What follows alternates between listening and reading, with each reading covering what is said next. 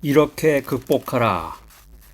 세 형제 자매가 행복하게 살고 있었는데 뜻하지 않게 큰 슬픔을 만나게 됩니다. 그 가정의 대들보라고 할 수 있는 유일한 남자 형제인 나사로가 죽었습니다. 나사로가. 오늘 요한복음 11장 17절로 44절에 보면은 나사로의 죽음이 나오는데 이 나사로의 죽음으로 인해서 그들 혼자의 힘으로는, 그 자매들 힘으로는 이 슬픔을 극복할 능력이 없었습니다. 우리가 성경에 보면, 구약 성경에 보면 이스라엘 백성들이 이제 출애굽하는 과정이 자세하게 기록이 되어 있는데, 이 수르 광야를 3일 동안 여행을 했는데 아주 목이 마르고 이제 기갈 상태에 들어갔지만 이 물을 마실 수가 없었어요. 물이 써서. 그래서 큰 절망의 벽에 부딪힌 그런 이야기가 출애굽기에 보면 자세히 기록이 되어 있습니다.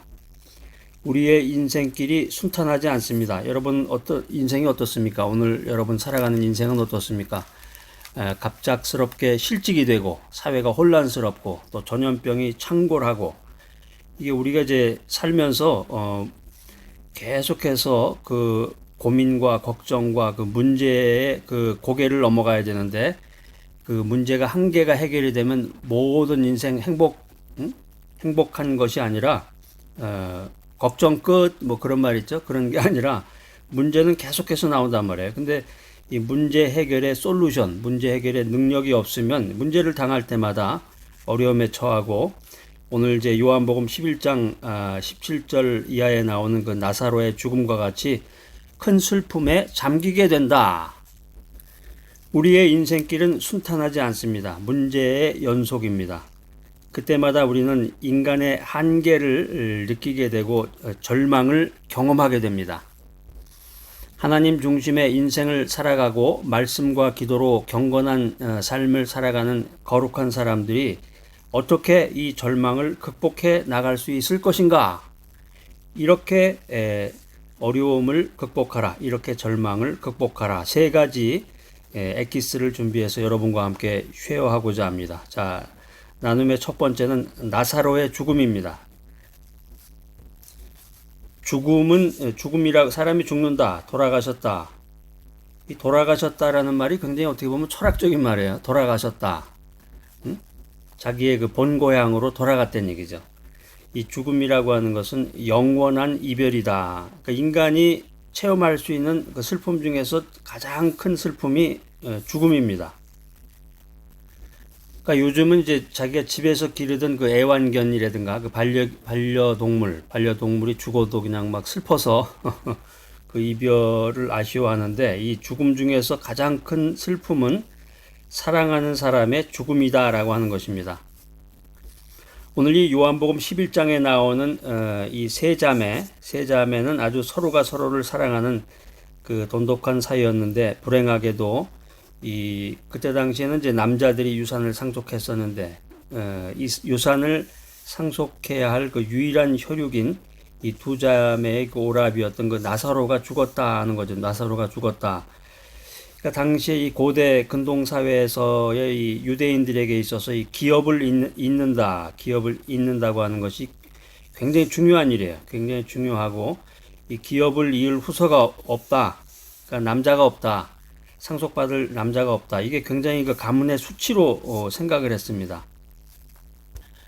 우리가 구약 성경 연구해 보면 이제 재미있는 이야기들이, 유익한 말들이 이제 많이 나오는데, 그 가운데 이제 히스기야 왕에 대한 얘기인데요. 이 유대인들의 의식이 그 히스기야 왕의 모습에도 잘 나타나 있습니다. 이게 이제 구약 성경 열왕기 하 20장 1절에서 7절, 21장 1절, 여기에 보면 이제 그 히스기야 왕에 대한 그런 이야기들이 쭉 전개가 되는데, 이 히스기야 왕이 그 이사야 선지자로부터 사형 선고를 받았어요. 그러니까 이 히스기야 왕이 통곡을 하면서 하나님께 기도하게 됩니다. 이제 통곡하게 된 이유가 이제 여러 가지가 있겠지만, 이제 사형 선고를 받았으니까 선지자가 너 죽는다 그러면 바로 죽는 거니까. 근데 그 중에 이제 특이한 그 이유가 자식이 없었다는 거죠. 자식. 그러니까 히스기야 왕의 뒤를 이을 그 자식이 없었는데, 생명을 연장받게 되죠. 이 히스기야 왕이 생명을 연장받아서 그 므낫세라고 하는 그 자식을 얻게 되는데, 히스기야 왕의 뒤를 이을 그 므낫세라는 그 왕은 그 생명을 연장받은 후에 얻은 자식이었습니다.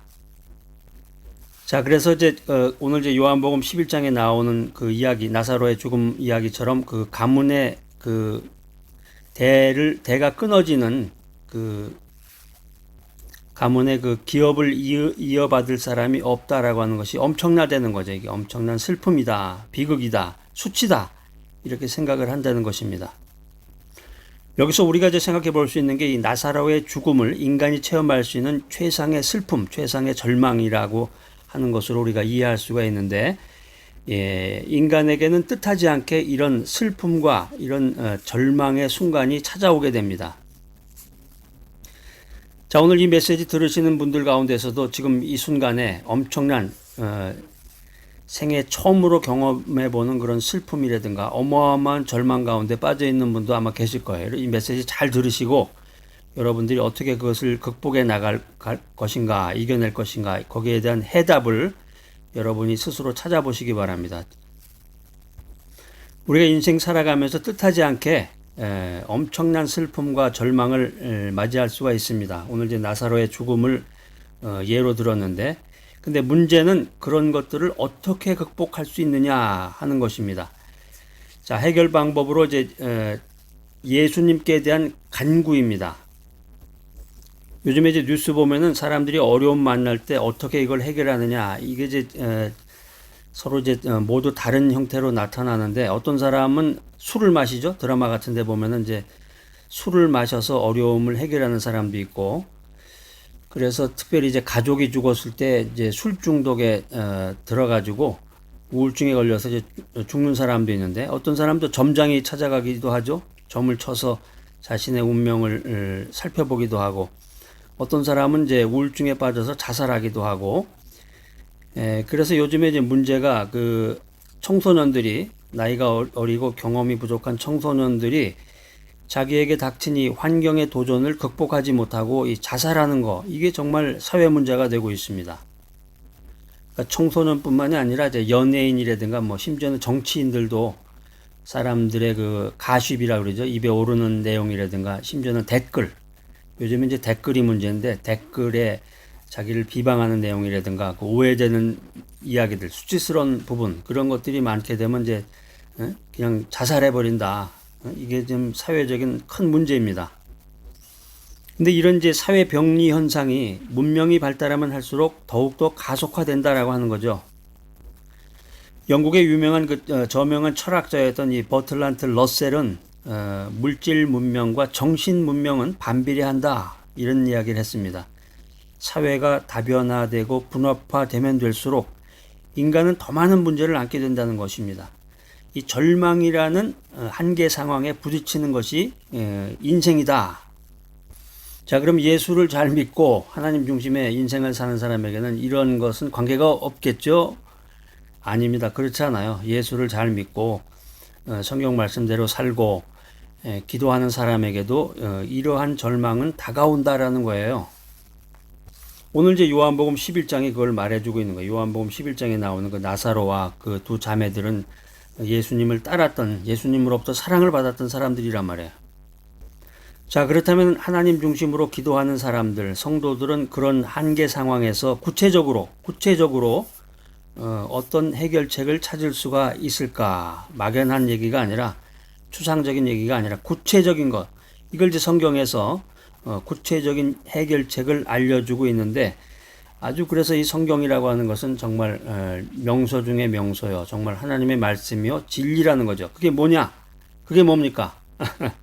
그게 바로 하나님을 찾는 거라는 거죠. 하나님을 찾아라. 예수님께 간구하라. 성경에 보면은 모든 위대한 우리 신앙의 선배들은 이 절망적인 인생의 상황 속에서 하늘이 무너지는 거죠. 하늘이 무너지고 그냥 깜깜하고 어떻게 해야 될지 모르는 이 상황 속에서 하나님을 찾음으로써 이 모든 어려움을 극복했다는 거예요. 이 어려움이 있었을 때 술집에 가서 그냥 쫙 한잔하고 그냥 흥청망청 쾌세라세라 이렇게 산 것도 아니고 점장이를 찾아서 자신의 운명을 점을 쳤던 것도 아니고 오직 하나님을 찾아서 하나님을 만남으로써 이 죽음과 같이 몰려온 이 인생의 절망, 깜깜한 이 인생의 절망의 그 위기 상황을 능히 해결해 나갔다는 거예요. 해결해 나갈 것이다가 아니라 이미 성경에 보면 다 과거형이란 말이에요. 다 해결을 했어요. 덴마크의 그 세계적으로 유명한 그 실존주의 철학자가 있죠. 키에르 케고르라는 사람이 있는데 이 사람이 죽음에 이르는 병이 절망이다. 절망은 죽음에 이르는 병이다. 이제 이런 얘기를 했습니다. 저도 고등학교 때 이 철학서 책을 읽었던 기억이 나네요. 아주 그때는 사춘기 예민한 때라 아주 이런 책을 읽으면 굉장히 신기하기도 하고 아주 그냥 그 깊은 내용들이 많이 있었는데 성도다, 크리스찬이다, 예수를 믿는다, 하나님 중심으로 기도하는 생활을 하면서 경건한 삶을 살아간다. 이런 사람은 이 절망에 빠져서 허우적거릴 그런 신분이 아니에요.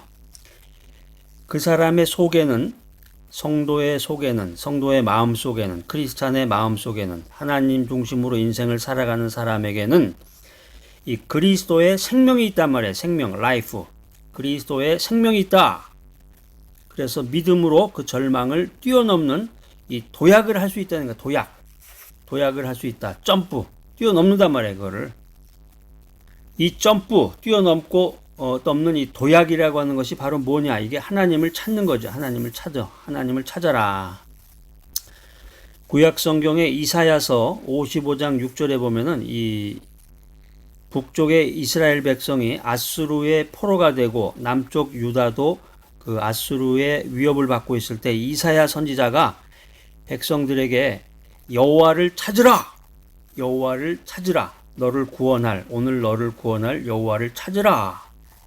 이런 코멘트를 했습니다. 왜냐하면은 여호와를 찾는 길 외에, 하나님을 찾는 길 외에, 예수님께 간구하는 길 이외에 다른 해결책은 없다 하는 것입니다. 자, 오늘 이렇게 극복하라. 이 귀한 메시지 들으시는 여러분들, 첫 번째는 이제 나사로의 죽음이라고 하는 그런 문제를 제시를 했고, 두 번째는 해결 방법으로서 예수님께 간구하라, 하나님을 찾으라 하는 말씀을 드렸는데, 이제 그 결과가 어떻게 되는 것입니까? 그 결과로 기적을 체험하게 될 것이다 라는 것입니다. 결과로서 기적을 체험하게 될 것이다. 우리가 성경을 연구해 보면 하나님을 찾아 만난 사람은 그 갈증이 해소될 것이라고 일률적으로 성경은 우리들에게 권면하고 있습니다. 구약 성경 욥기서 42장 1절로 6절에 있는 말씀을 보면은 이 욥이 등장하는데, 욥은 극심한 고난 가운데서도 그동안 체험할 수 없었던 이 하나님을 만남으로써 자기가 고민했던 모든 문제를 해결하게 됩니다. 시편 18편 6절로 16절 말씀에 보면 이제 다윗이 등장하는데, 이 다윗은 환난 중에서 하나님께 부르짖음으로써 큰 권능으로 구원하시는 하나님을 체험했다. 이렇게 성경은 말하고 있습니다.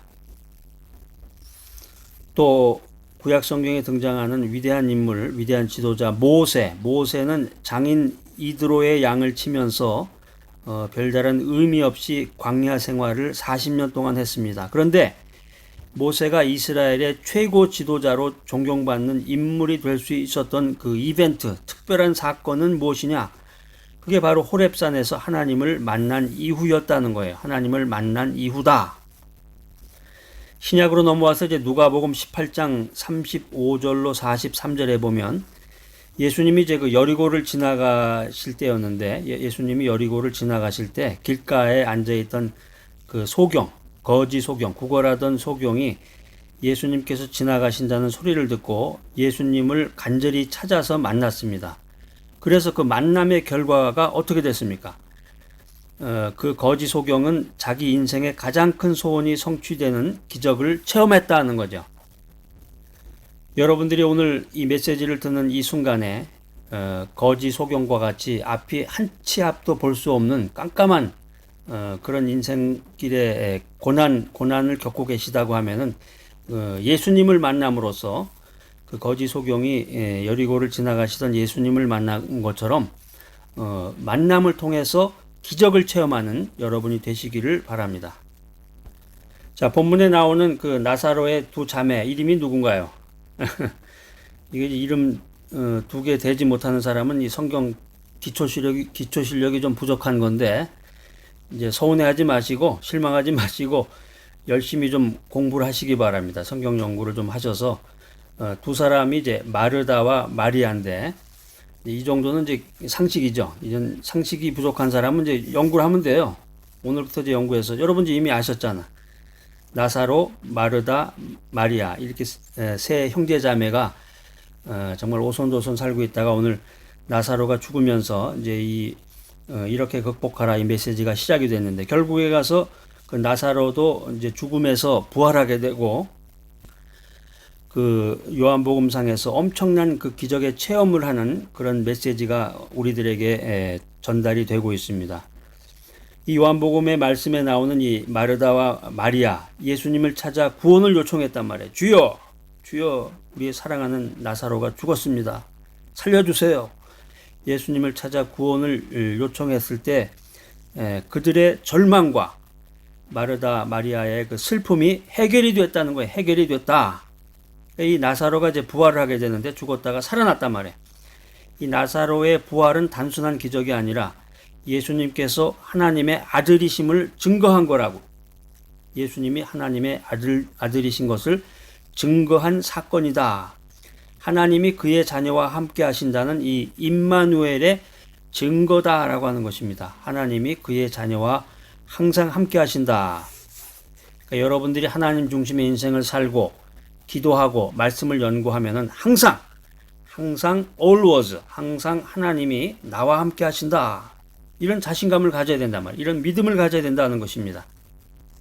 자, 이렇게 이제 하나님께서는 믿는 사람들, 성도들의 문제를 해결해 주시는데, 이 목적이 뭐냐? 목적이라고 하는 건 단순히 하나님의 능력을 과시하는 것이 아니라, 야 봐라 엄마, 너희들 봐, 내가 얼마나 대단한 사람인가, 이제 이런 게 아니겠죠. 하나님이 단순히 자신의 능력만을 나타내시는 것이 아니라 어리석은 성도들로 하여금, 어리석은 인간으로 하여금 예수 그리스도를 믿게 하심이라는 거죠. 예수 그리스도를 믿게 하고 동시에 임마누엘의 하나님을 체험하라. 임마누엘의 하나님을 체험하라. 이런 귀한 은혜가 포함이 되어 있는 것입니다. 예수 그리스도를 믿어라. 임마누엘의 하나님을 체험하라. 오늘 아주 너무 귀한 말씀이네. 자, 지금 오늘 들은 메시지 첫 번째 뭐였습니까? 나사로의 죽음으로부터 이제 문제가 제기가 됐는데, 해결 방법은 뭐였어요? 하나님께 간구하라, 하나님을 찾으라. 그래서 어떻게 됐다 그랬죠? 결과 기적을 체험하게 되었다. 그래서 하나님께서는 예수를 믿게 하시고, 예수 그리스도를 믿게 하시고 하나님을 체험하게끔 우리들에게 은혜를 베풀어 주셨다. 자, 그러면 이제 우리가 이걸 실천을 해야 되는데, 그냥 말만 듣고 그렇습니까? 정말 대단합니다. 이렇게 할 게 아니라, 이 말씀이, 이 귀한 진리의 말씀이 내게 돼야 돼. 내 손에 쥐어져서 이게 내 생활에 적용이 되고 내 인생에 이게 정말 보석과 같은 그런 빛을 발휘를 해야 되는데, 자, 여러분 어떻습니까? 주체할 수 없는 슬픔과 절망을 당할 때 여러분은 어떻게 했어요? 여러분은 어떻게 대처하면서 살아왔습니까? 그저 그냥 뭐 세월이 약이다 그런 말 있죠. 세월이 약이야. 시간이 지나면 시간이 모든 걸 해결해 줄 거야. 이런 식으로 생각하면서 살아왔는지. 자, 그 말도 일리가 있어요. 그렇지만은 이거는 하나님께서 기뻐하시는 그런 신앙의 태도가 아닙니다. 그러니까 하나님 중심으로 기도하면서 주님을 찾는 성도라고 하면은 하나님의 자녀답게 문제 해결을 위해서 적극적인 자세를 취해야 된다. 아무 소망이 없다. 이제 난 글렀어. 글렀다 그러죠. 세상 말로. 난 틀렸어. 글렀어. 나는 이제 아무 소망이 없어. 이렇게 실망한 상태에 이르기 전에 살아계신 창조주 하나님을 기억하고 창조주 하나님을 만날 준비를 해야 된다라고 하는 것입니다. 전능하신 하나님, 창조주 하나님께서는 우리가 환경의 노예가 돼서 환경의 변화에 따라서 이리 저리 그냥 요동치는 자가 되라고 하나님의 자녀로 부르신 것이 아니다. 그게 아니고 생명을 가진 자답게 환경을 지배하라. 이렇게 부르셨다는 것입니다. 자, 오늘 이 귀한 메시지 들으신 여러분들, 슬픔과 절망의 상태에서 세월이 약이야 또 점쟁이를 찾아가거나 그냥 술에 만취해가지고 또 이런 세상적인 거에 빠져서 인생을 살지 마시고 슬픔과 절망의 상태에서 부르짖으라. 주님을 만나고 하나님을, 창조주 하나님, 전능하신 하나님을 만나고자 부르짖어야 된다는 거죠. 그래서 사명을 주신 하나님께서 여러분을 만나서 여러분에게 기적을 체험케 해주시는 그런 귀한 인생을 살아가시는 여러분 모두가 되시기를 간절히 바랍니다.